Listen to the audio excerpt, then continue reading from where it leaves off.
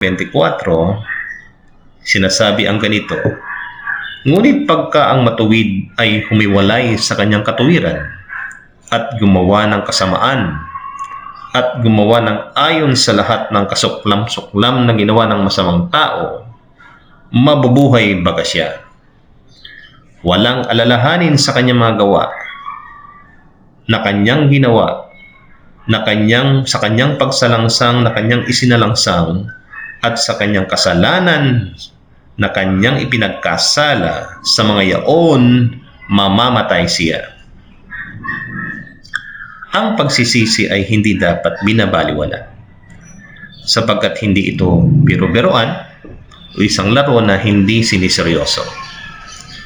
May hinahanap sa atin, lalong-lalo na sa mga kagaya natin na laging nagsisipag-aral ng salita ng Diyos. Sayang naman na matapos kang maliwanagan ng mga aral ni Kristo at hindi makita ang bungang inaasahan. Matthew 3 verse 8, ang sabi, "Kayo nga'y mga bunga ng karapat-dapat sa pagsisisi." May mga bunga na hindi minamarapat. Bagamat ang Diyos gagawin ang lahat para magkaroon ang tao ng karapat-dapat na bunga para sa pagsisisi, ay nababaliwala dahil iba ang ginagawang paraan. Sa Isaiah 5:4, ganito ang sinasabi, "Ano pa ang magagawa ko sa aking ubasan na hindi ko nagawa? Ano't ng aking hinihintay na magbunga ng mga ubas, nagbunga ng ubas-gubat." Ang ubas-gubat ay larawan ng mga gawang taliwas sa kalooban ng Diyos. Larawan ng masama na hindi mapapansin ang kamahalan ng Panginoon. Sa Isaiah 26:10, ganito ang sinasabi, "Magpakita man ng awa sa masama, hindi rin siya matututo ng katuwiran. Sa lupain ng katuwiran ay gagawa siyang may kamalian, at hindi niya mapapansin ang kamahalan ng Panginoon." Hindi tayo maaaring tumawag o sumamba sa Diyos kung baliwala naman sa atin ang kanyang awa. Hindi minamarapat ng Diyos na tayo'y pumailalim sa turo at aral, lalong-lalo na kung ito ay mula sa tao. Sa Matthew 15 verse 9, "Datapwat walang kabuluhan ang pagsamba nila sa akin na nagtuturo ng kanilang pinakaaral ang mga utos ng mga tao." Kaya napakahalaga na malaman natin ang kahulugan at kaugnayan ng mga salitang "damit na magaspang at abo" kaugnay sa pagsisisi. Sa Job 42:6, si Job ay dumating sa punto na siya'y kumilala sa kanyang mga pagkukulang. Di kanyang binanggit, "Kaya't ako'y nayayamot sa sarili at nagsisisi ako sa alabok at mga abo." So ito yung mga bagay na symbolikal. Ang magaspang na damit at alabok, ito ay tanda ng kababaang loob na kinikilala ng tao ang kanyang masamang lakad. Nais ng Diyos na dumating tayo sa ganitong kalagayan.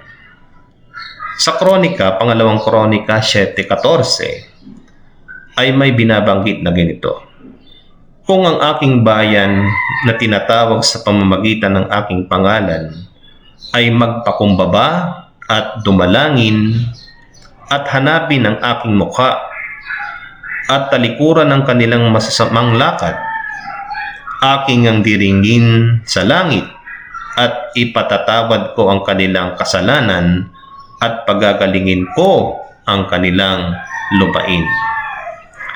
Hinahanap ng Diyos ang mga taong hinahanap ang kanyang kahabagan.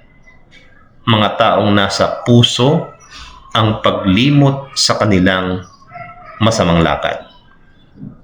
Sa awit 34:18, ang Panginoon ay malapit sa kanila na may bagbag na puso at inililigtas ang mga may pagsisising diwa. Ayaw ng Diyos na mayroon tayong hindi maiwanan o mabitiwan. Nais ng Diyos na isuko mo ang lahat sa Kanya. Sa Isaiah 58:6, hindi baga ito ang ayuno na aking pinili, nakalagin ang mga tali ng kasamaan at pagaanin ang mga pasan at pagiging layain ang napibigati at iyong alisin ang lahat na atang? Ang pagsisisi ay nagdudulot ng kalumbayan. Mararanasan mo na iiwanan ka o iwasan ka ng mga kaibigan mo. Hahamakin ka dahil hindi ka na nakikisama o hindi mo na ginagawa ang mga ginagawa nila tulad ng paglalasing sa alak, pandaraya at iba pang mga makasanlibotang gawain. At darating ka sa punto na pati asawa mo o mahal mo sa buhay ay makakalaban mo. Datapwat, tandaan mo na ito ang mga gawang karapat-dapat sa pagsisisi.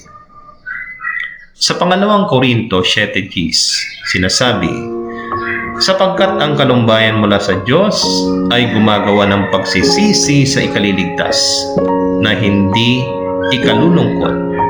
Tatapwat ang kalumbayang ayon sa sanlibutan ay ikamamatay.